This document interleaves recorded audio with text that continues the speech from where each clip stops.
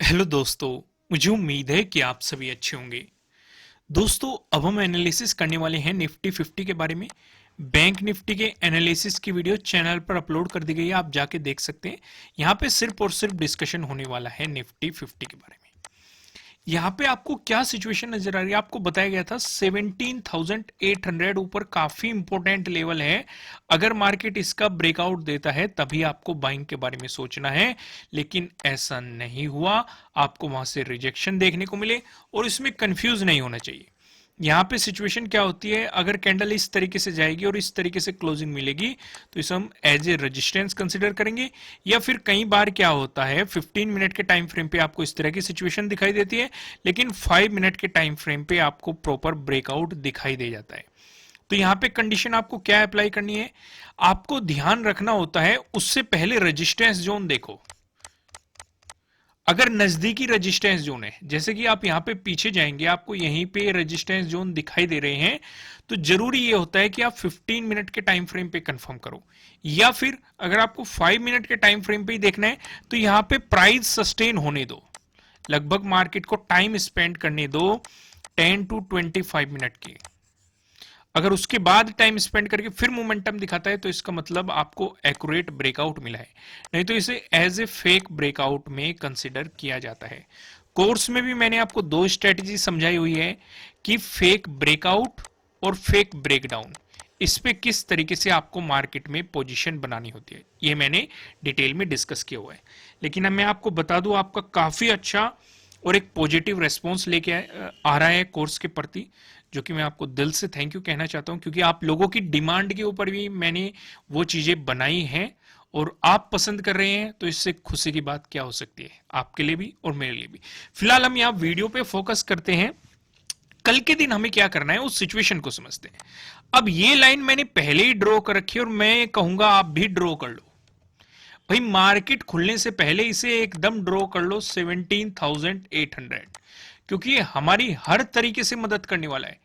भाई ये profit booking में भी मदद करेगा, क्योंकि अगर मार्केट यहां पे, जो कि एक सपोर्ट लेवल पे मार्केट खड़ा हुआ है, जहां पे सिक्स को हमें एक बेहतरीन सपोर्ट मार्केट ने दिया था, उस सपोर्ट लेवल पे अगर मार्केट खड़ा हुआ है, अगर यहां पे क्लोजिंग से ऊपर मार्केट चलता है तो आपके लिए नेक्स्ट टारगेट यही होने वाला है।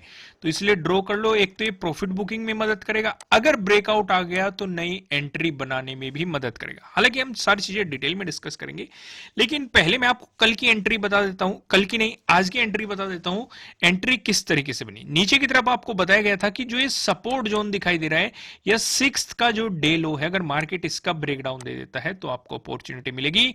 मार्केट ने इसका ब्रेकडाउन दिया तो आपको बेहतरीन सेलिंग अपॉर्चुनिटी यहां पे देखने को मिली है।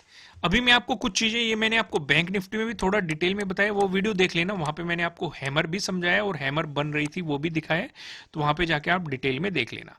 तो फिलहाल मैं यहाँ पे सिनेरियो को डिस्कस करते हैं, हम चार सिनेरियो को लेके चलेंगे।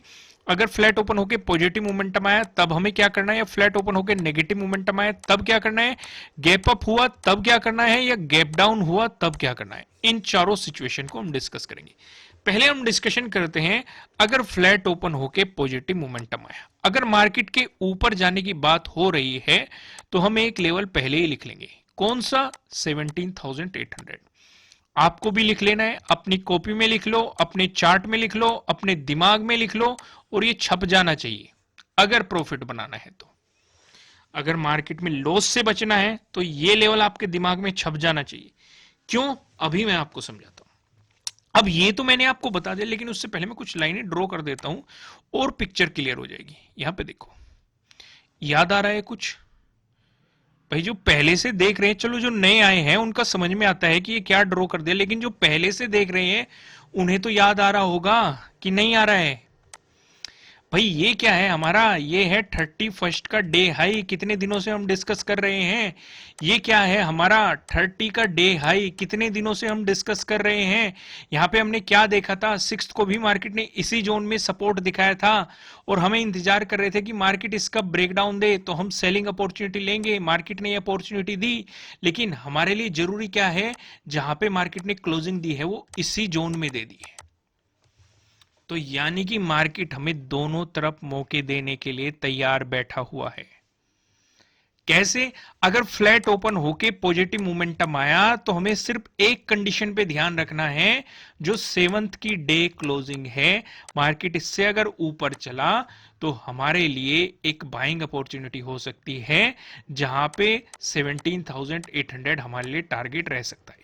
एक अगर हल्की सी रुकावट बनी, अगर बनी, तो वो ये वाला जोन बनाएगा। ये जो स्विंग लगा है, इस स्विंग का जो हाई लगा है, ये जोन आपके लिए हल्की सी रुकावट बना सकता है। तो समझदारी किसमें है कि भाई जैसे ही आप यहां पे पोजीशन लेंगे, जैसे ही स्विंग में जाए, अपना हाफ प्रॉफिट बुक कर लो या 25% प्रॉफिट बुक कर लो और फिर कंटिन्यू करो। फिर यहां पे 17,800 पे जाते ही कंप्लीट प्रॉफिट बुक कर लो।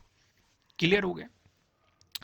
अगर इसका ब्रेकआउट आता है, उसके बाद जो ये थर्ड का डे हाई है, ये हमारे लिए अगला टारगेट हो जाएगा। रीजन यहां पे आप देखेंगे 17,800 जो है, अगर इसका आपको ब्रेकआउट मिला तो पहली कंडीशन, आपको पहली अपॉर्चुनिटी क्या मिल रहा है? 17,800 का ब्रेकआउट मिल रहा है। दूसरा आप देखेंगे आपको 7th के डे हाई का ब्रेकआउट मिल रहा है, यानी कि प्रीवियस डे हाई का ब्रेकआउट भी मिल जाएगा, साथ ही साथ previous to previous day high का भी ब्रेकआउट मिल जाएगा, क्योंकि वो भी इसी जोन में है। तो आपको 6th के भी डे हाई का ब्रेकआउट मिल जाएगा, तो हायर प्रोबेबिलिटी हो जाएगी कि मार्केट आपको थर्ड के डे हाई तक या इस जोन तक जाता हुआ दिखाई दे। सिचुएशन क्लियर हो गई। अगर मार्केट फ्लैट ओपन होके नेगेटिव मोमेंटम दिखाता है, तो उसमें हम क्या ध्यान रखेंगे कि मार्केट डे क्लोज से तो नीचे चले, 7th के डे क्लोज से नीचे चले, साथ ही साथ जो ये 6th है, हमारा 6th का जो डे लो है, इसका भी ब्रेकडाउन दे। कंडीशन फिर से समझो, अगर फ्लैट ओपन होके नेगेटिव मोमेंटम आया, कंडीशन क्या रहेगी?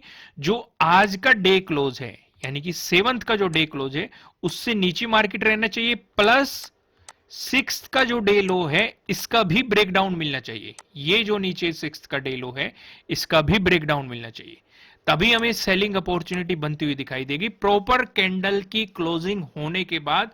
और इस सिचुएशन में जो 7th का डे लो है, ये आपके लिए टारगेट हो जाएगा। अगर इसका आपको ब्रेकडाउन मिला, जो फिर थर्ड का डे लो है, सेकंड टारगेट आपके लिए ये रहेगा। सिचुएशन क्लियर हो गई? यहां पे हमने दो सिचुएशन डिस्कस कर ली। अगर फ्लैट ओपन होकर पॉजिटिव मोमेंटम आया तब क्या करना है, या फ्लैट ओपन होकर नेगेटिव मोमेंटम आया तब क्या करना है, ये सिचुएशन हमने अच्छे तरीके से क्लियर कर ली। अब नो ट्रेडिंग जोन आपके लिए क्या रहेगा? भाई नो ट्रेडिंग जोन भी आपके लिए, चलो मैं आपके साथ आगे डिस्कस कर दूंगा, वहीं पे डिस्कस करेंगे नो ट्रेडिंग जोन को, आप बेफिक्र रहिए, वहीं पे हम इसका डिस्कशन करने वाले हैं। फिलहाल सिनेरियो को समझो। सिनेरियो क्या रहेगा अगर गैप अप ओपनिंग देखने को मिल गई? अब हमारे लिए जरूरी क्या है भाई? गैप अप ओपनिंग ऊपर की तरफ, हमें लेवल तो पता है, ये हमारे दिमाग में छप चुका है 17,800, यानी कि गैप अप ओपनिंग कहां हो रही है, ये हमारे लिए बहुत मायने रखेगा कि भाई 17,000 से नीचे हो रही है या 17,000 पे हो रही है या 17,000 से ऊपर हो रही है। भाई ये तीन ही तो सिनेरियो बन सकते हैं, इससे ज्यादा तो नहीं बन सकते ना। तो पहला डिस्कशन करते हैं, अगर मान लो गैप अप ओपनिंग 17,000 से नीचे हो रही है, तो क्या हम सेलिंग करेंगे या बाइंग करेंगे? भाई यहां पे ना तो हम बाइंग करेंगे ना सेलिंग करेंगे, लेकिन स्कैल्पिंग जरूर कर लेंगे। भाई अगर बुलिश कैंडल दिखाई दी तो स्कैल्पिंग कर सकते हैं हम, कहां तक? 17,800 तक। अगर बियरिश कैंडल दिखाई दी तो हम डे क्लोजिंग तक, 7th के डे क्लोजिंग तक हम स्कैल्पिंग कर सकते हैं। लेकिन एक बेहतर बाइंग पोजीशन तब बनेगी जब मार्केट 17,800 का ब्रेकआउट दे देगा। एक बेहतरीन सेलिंग पोजीशन तब बनेगी जब मार्केट 7th के डे क्लोज का ब्रेकडाउन दे देगा, प्लस 6th के डे लो का ब्रेकडाउन दे देगा, तभी हमारे लिए एक बेहतरीन सेलिंग पोजीशन बनेगी। सिनेरियो समझ में आया? अब ध्यान से समझो अगला। अगर मार्केट 17,800 पे ओपन होता है, तो हम दोनों तरफ जा सकते हैं भाई, बाइंग भी कर सकते हैं हम, सेलिंग भी कर सकते हैं। अगर यहीं से आपको बुलिश कैंडल दिखाई दी तो बस आपको इंतजार करना है 6th के डे हाई का आपको ब्रेकआउट मिल जाए। इसके डे हाई का ब्रेकआउट मिलते ही आपको 7th के डे हाई का भी ऑटोमेटिकली ब्रेकआउट मिल जाएगा। तो यहां पे डे हाई की ब्रेकआउट वाली स्ट्रेटेजी काम करेगी, सीधा सीधा टारगेट हो जाएगा थर्ड का डे हाई। सिचुएशन समझ। लेकिन अगर यहां पे बियरिश कैंडल दिखाई देगी तो तुरंत सेलिंग अपॉर्चुनिटी मिल जाएगी। क्यों मिल जाएगी? क्योंकि एक तो 17,800 हमारे लिए एक रेजिस्टेंस जोन है, साथ ही साथ वहां पे हमें सेलर्स एक्टिव होते हुए दिखाई दे रहे हैं, और बियरिश कैंडलस्टिक पैटर्न अगर आपको दिखाई दे रहा है तो इस सिचुएशन पे जो डे क्लोज है, 7th का डे क्लोज है, इसको टारगेट रखते हुए आप सेलिंग पोजीशन बना सकते हैं। सिचुएशन समझ में आई? अगर मार्केट 17,800 से ऊपर ओपन हो गया, अभी तक हमने दो सिचुएशन डिस्कस की, यहां पे ओपन हुआ या इस पे ओपन हुआ, अब ऊपर की डिस्कस कर लेते हैं।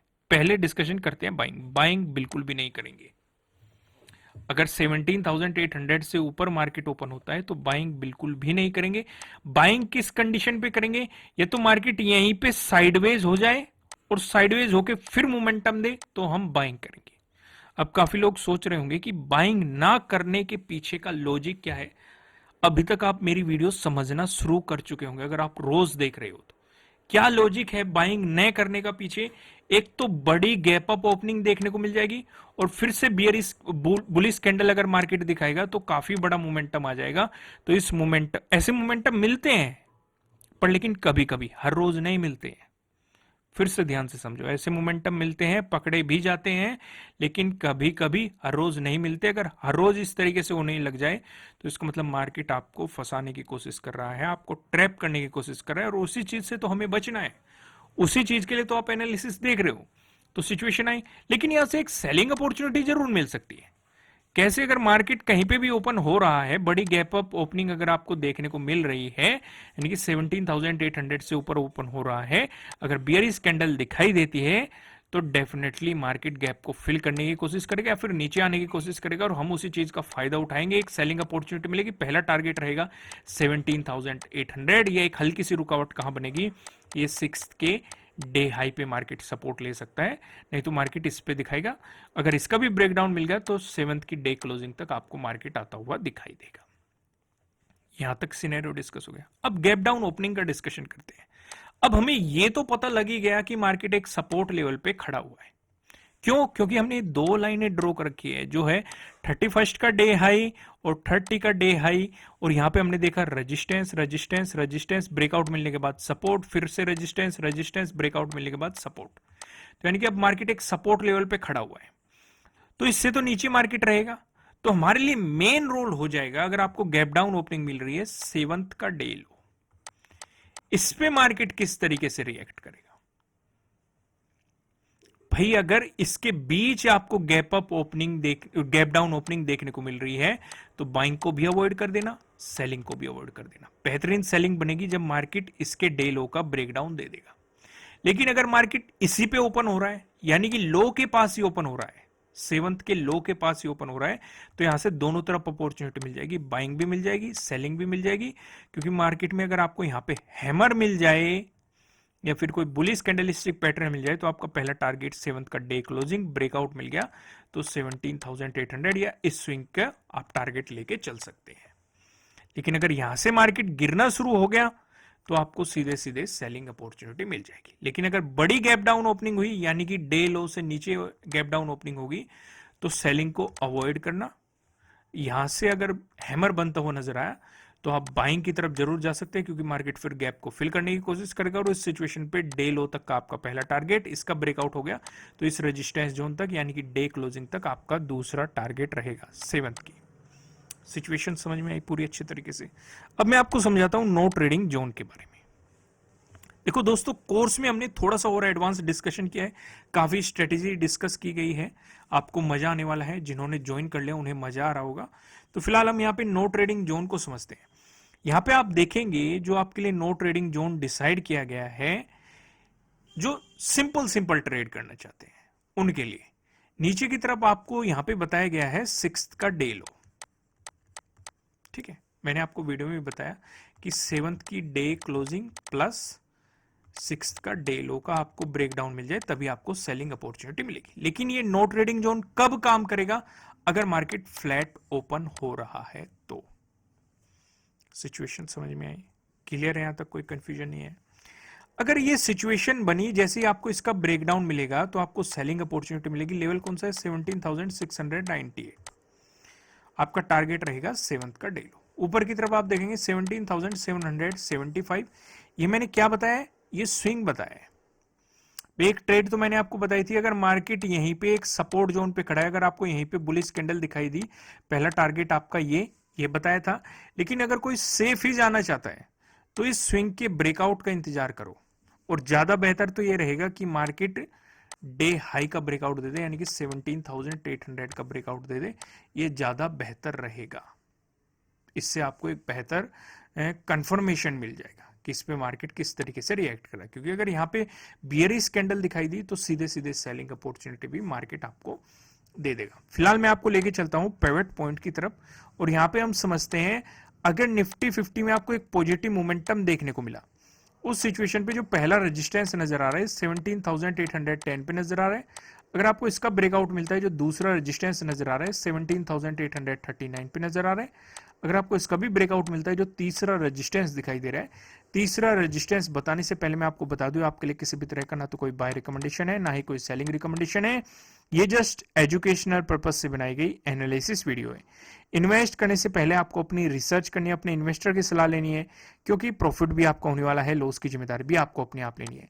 जो यहाँ पे हमें तीसरा रेजिस्टेंस नजर आ रहा है 17,886 पे नजर आ रहा है। वहीं पे बात करें निफ्टी 50 में, अगर आपको नेगेटिव मोमेंटम देखने को मिला, उस सिचुएशन पे जो हमें पहला सपोर्ट नजर आ रहा है 17,684 पे, अगर मार्केट इसका भी ब्रेकडाउन देता है, जो हमें दूसरा सपोर्ट नजर आ रहा है ये 17,636 पे नजर आ रहा है। अगर आपको इसका भी ब्रेकडाउन मिलता है, जो हमें तीसरा सपोर्ट नजर आ रहा है 17,591 पे, आपको यहाँ पे तीसरा सपोर्ट दिखाई दे रहा है। दोस्तों इस वीडियो को लाइक कीजिएगा, चैनल को सब्सक्राइब कीजिएगा और बेल आइकन प्रेस कीजिएगा, जिससे आपको आने वाली वीडियोस के नोटिफिकेशन मिल सकेंगे। और कमेंट करके मुझे जरूर बताइएगा कि आपको एनालिसिस कैसे लग रहे हैं, आपके लिए कितने हेल्पफुल है। फिर मिलेंगे किसी नेक्स्ट वीडियो में किसी अच्छे कंटेंट के साथ। Thank you.